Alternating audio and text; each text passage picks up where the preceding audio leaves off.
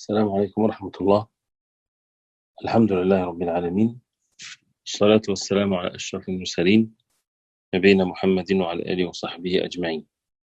Inshallah, you see on the screen the hadith number 6 from the 40 hadith of Imam An-Nawawi rahimahullah, and we'll briefly inshallah ta'ala go through this hadith.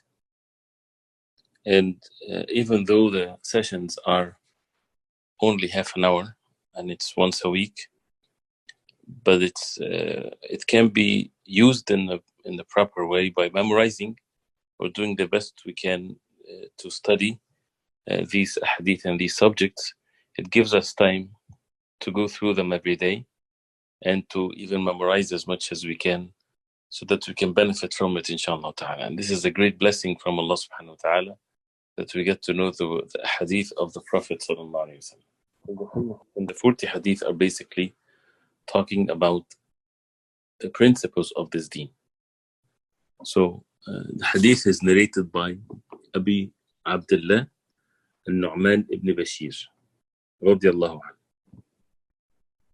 He said, قال سمعت رسول الله صلى الله عليه وسلم يقول, I heard the messenger صلى الله عليه وسلم saying, إن الحلال بين, indeed the halal is bayin, that means clear. وإن الحرام, and indeed the haram, bayin, that means clear. وبينهما, and between them, meaning between the halal and the haram, أمور, matters. أمور is plural of أمر, which is matters. مشتبهات, مشتبهات, that means similar.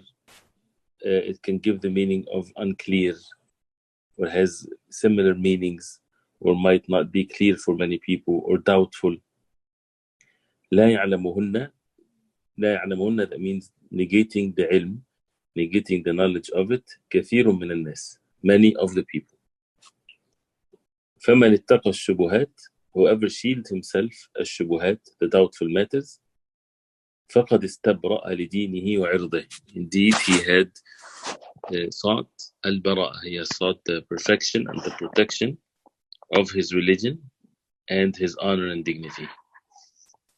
ومن وقع في الشبهات, and whoever وقع, fell in the shubuhat, in the doubtful matters, وقع في الحرام, he would fall into the haram. كالراعي, the like of الراعي, and الراعي is the shepherd. يرعى, he grazes حول الحمى, around or close or near to al-hima, the sanctuary, which every king has around his property. يوشك أن يقع فيه, very close that he would fall in it. ألا وإن لكل ملك حمى, indeed for every king there's a hima, sanctuary, protected area. ألا وإن حمى الله محارمه, indeed the hima of Allah, the protected area of Allah, the forbidden area of Allah is محارمه, what Allah subhanahu wa ta'ala forbade. ألا وإن في الجسد مضغة, indeed in the heart there is مضغة, a chewing flesh. إذا صلحت, if it's upright and good, صلح الجسد كله, the entire body will be upright. وإذا فسدت, and if it's corrupted, فسد الجسد كله, the entire jasad will be corrupted. ألا وهي القلب, that is the heart. As you see, this hadith of the Prophet ﷺ is a proper, perfect hadith to show the principles of this deen. And you probably heard it many times before, but we need to review the meaning of it so that it's clear, and because many of the chapters of the deen can be derived from this hadith. And there's an action to be done, that sometimes these actions, people, if they're left to their own reason and intellect, they might not be, or they won't be guided to it. They need the wahy revelation from Allah and the statement of the Prophet ﷺ. So the hadith basically describes the ahkam, or the rulings from Allah subhanahu wa ta'ala, from a certain or specific perspective into three categories. Halal, inna al-halal bayin, indeed the halal is clear. And the halal, everybody knows the halal that is clear. That means all what Allah subhanahu wa ta'ala permitted of food and things like this, you can never really comprehend everything, because everything is halal unless proven otherwise. So there's no point of counting the halal. We cannot say breathing the air is halal, eating the lawful food is halal, and then we count all of the food, buying, this specific drink and this specific drink, buying and selling, and so on and so forth. So the halal is clear. And of course, that needs ilm, that needs knowledge, because it might not be as clear to many people. But it's clear with regards to even matters of the deen. The ummah have consensus upon the matter is clear to them, and so on. And وَإِنَّ الْحَرَامَ بَيِّن, and the haram also is clear. Everybody knows the haram if they have enough knowledge to know, like stealing is haram, not making the salah is haram, drinking intoxications is haram, and so on. So this is, even if people do not know, or many of them they do not know, but it's clear in the deen. That means if they ask any alim of the deen, the matter is clear, there's no ambiguity in it, there's no differences of opinions. But then the third category, which is al-mushtabihat. Mushtabihat, which is something in between the halal and the haram. And that means it's not clear to many people, it's doubtful to many people. And there are many reasons for this. Whether the matter is not clear to them because they have lack of knowledge. So therefore, it's not unclear to everyone. It's only for those who their knowledge is not sufficient enough. Or in the matter itself. And the ulama would put it in this category with whatever reason there is. Sometimes it's the times of fitan, tribulations. Sometimes the matter is not clear with regards to the mas'ala itself and the differences of opinions in it, with the different evidences and so on. And that's why the Prophet ﷺ said, لا يعلمهن كثير من الناس. Many people, they do not know them. And this mushtabihat can be with regards to an individual himself. Like, for example, it's not really clear whether his money is purely from halal or have some doubtful money that is part of his wealth, or the like of this.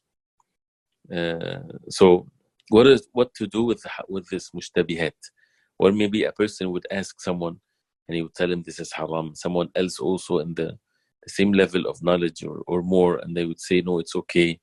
So things might be not very clear to many of the people. That's why the Prophet ﷺ said, لا يعلمهن كثير من الناس. Not too many people, they know them. Many people, they do not know. And some also, they know. So then what to do with these matters for each and every one of us? The Prophet ﷺ said, if you do not know, he did not say if you do not know, then do it because you do not know. He said, فَمَنِ اتَّقَى الشُّبُهَاتِ, whoever shield himself, protect himself from the shubuhat, from these doubtful matters, he had protected his religion and his ird, his honor and dignity. His religion is very clear, protected his religion, because what if it's haram? So that out of the ta'zeem and exalting the orders of Allah, he leaves the matter that is doubtful out of the fear falling into the haram. And his ird and honor and dignity, like among the believers and so on, when they see him indulged into the doubtful matters.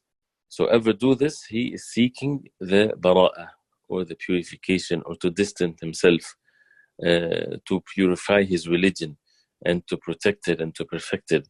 Because if a person is truthful with Allah, that the most valuable thing in one's life is this religion, then a person would not subject it to some doubtful matters. People, when it comes to matters of health, for example, and there's a type of a drug or a type of food or whatever, and they're told, we're not sure if it's going to kill you or it's going to be a cure for you.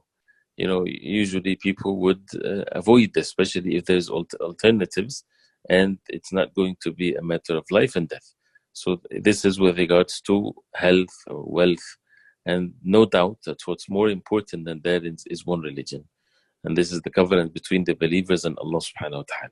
So therefore, definitely whoever stays away from these doubtful matters, and also to know that it's a doubtful matter, it's important also to ask the people of knowledge. And sometimes the person of knowledge would say to the questioner, leave it, do not do it. and the question would insist, where is the dalil, what is the evidence, is that haram, things like this. It might be not something that a alim would have the wara' not to say the word haram, but it's sufficient to say not to do it, especially if a person has an alternative and so on. So it protects the person in his religion and in his honor. And the Prophet ﷺ gave the example of the one that falls into the shubhat, not the one that falls into the haram. The one that falls into the haram, the matter is very clear. And that's why our struggle should not be in not falling into the haram. Our struggle should be in the shubhat, to stay away from the doubtful matters. And a person should be definitely away and having barriers between him and the haram. And the Prophet ﷺ gave the example that makes it very clear to our mind, the example of that person that would fall into the doubtful matters is like someone is a ra'i. He has goats and sheep and animals, and he's taking care of them. And usually they go far away distance in the desert to find places where they can eat and so on. But then there's a king, and he has a hima, or a sanctuary, or a forbidden area. And the kings usually, they have like their palace, their yards, and there's guards, and there's fences. And nobody is to dare to jump into these fences, from these fences, and get into the land of the king. They probably will shoot them, or they will kill them, or would arrest them. So the Prophet ﷺ is saying, the one that gets himself into the doubtful matters, not the halal, not the haram that is clear, to the doubtful matters, is like someone is close with his animals to this forbidden area.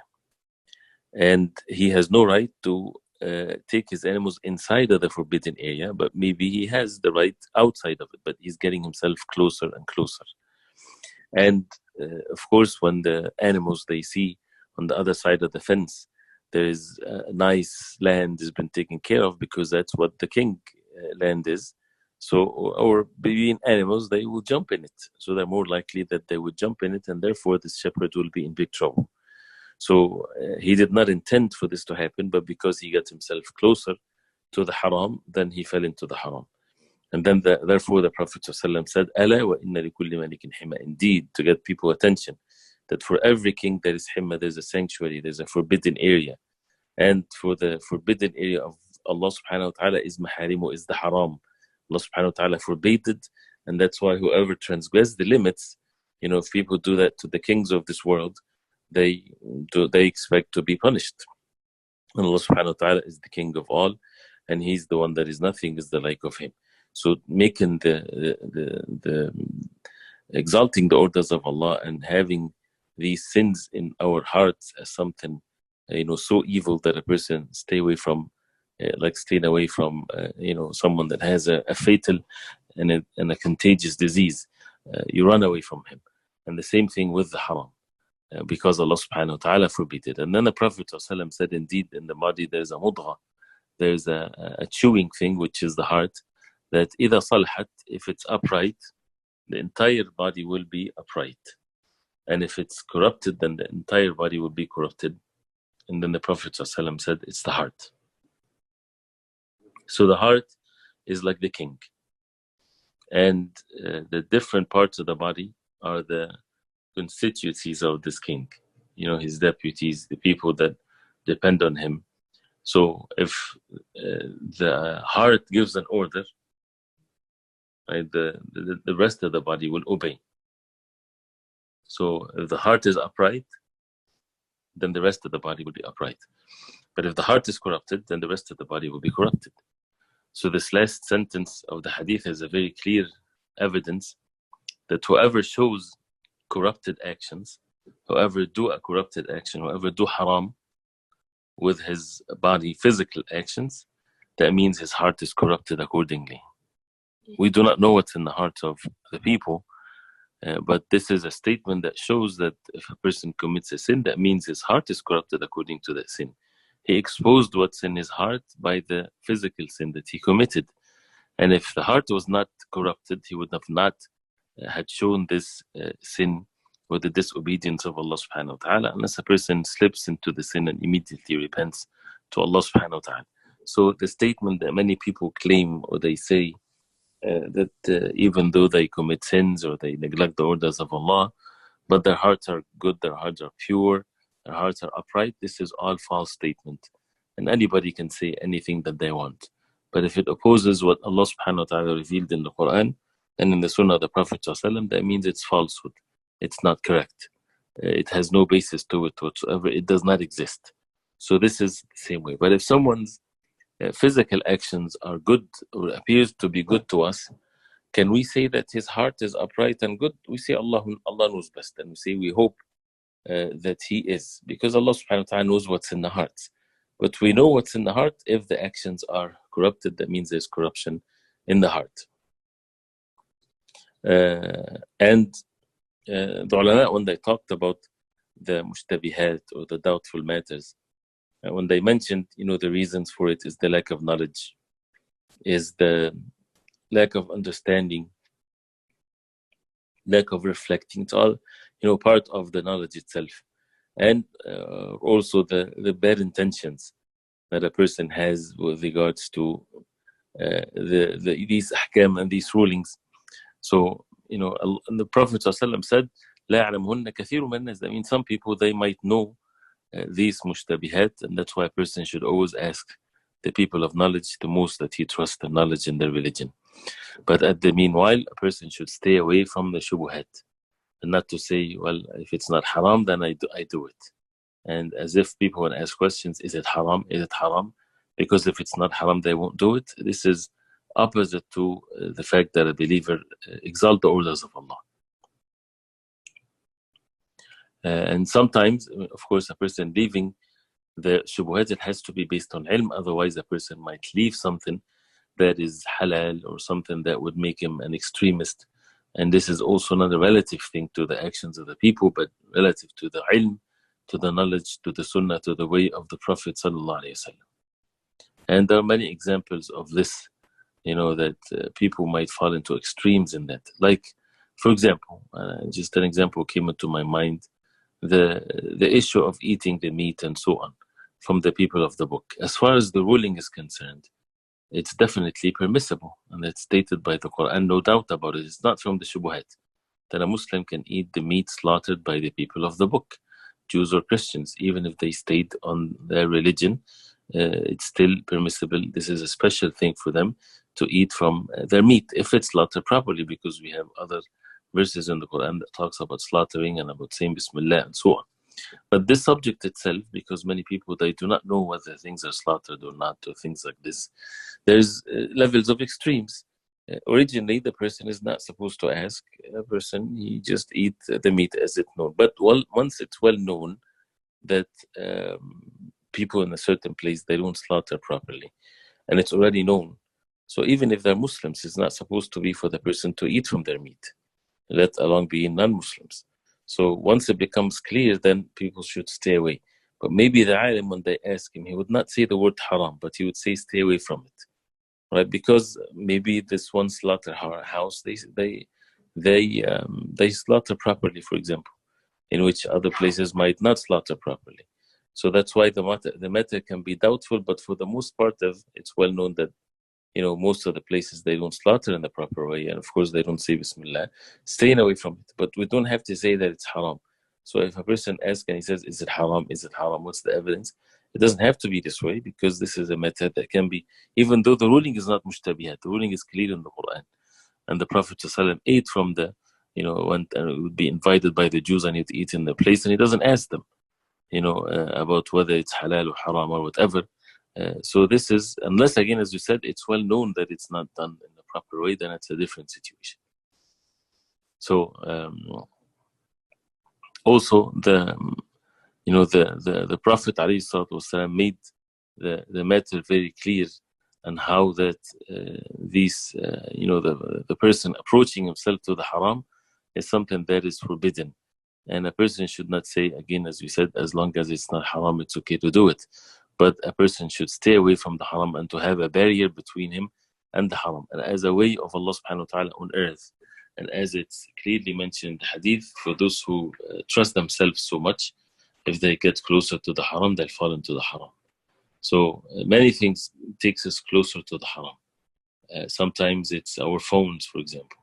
A person might do something, or visit a website or, be at ease with certain things that get him closer to the haram, he would fall into the haram. Certain environments, certain individuals, that they are away from the orders of Allah subhanahu wa ta'ala, and so on. So a person has to stay away from the haram and to have a distance so that he does not fall into the weakness in it, because the shayateen are working and the nafs is working and so on. The hadith is a principle matters of the deen and ahkam also, and how to deal with these ahkam and how to protect one's honor and dignity, as the Prophet ﷺ said. So the deen by itself protects the honor and dignity of a person, and therefore a person should have a protected area between his the halal and the haram. So it should not be like halal, halal, halal, and then haram. No, he has to have a protected area that he does not transgress this area, even though it's not haram yet. The same way he would do that for the sanctuary of the king. Jazakumullah khairan. May Allah subhanahu wa ta'ala reward you. We then will stop here, inshallah, and we'll continue next time. Barakallahu feekum. Assalamu alaikum wa rahmatullah.